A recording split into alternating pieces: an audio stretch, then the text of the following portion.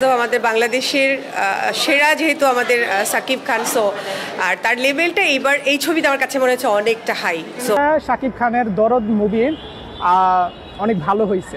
তারপর যখন একটা সিন আসলো, ওই সিন দেখার পর পুরো গল্প চেঞ্জ, তখন মানে আমি অবাক হয়ে যাই। তো টোটালি বলতে গেলে সাকিব খানের দরদ মুভি অনেক ভালো হয়েছে। তো আমার রিভিউ এটাই ছিল, আর এটা হচ্ছে হনেস্ট রিভিউ, ভালো ছিল। ছবি দেখে ফার্স্ট আমার কাছে যেটা মনে হয়েছিল যে ইটস আ ফানি টাইপ কিছু একটা হবে, বাট মাঝখানে যে ট্র্যাজেডিটা ছিল এবং লাস্টের দিকটাতে যে একটা টুইস্ট ছিল, মানে অ্যাকচুয়ালি যে ফিলটা ছিল ফাইন, অ্যাকচুয়ালি আমার কাছে ভালো লেগেছে, আজকে বেশ ভালো লেগেছে।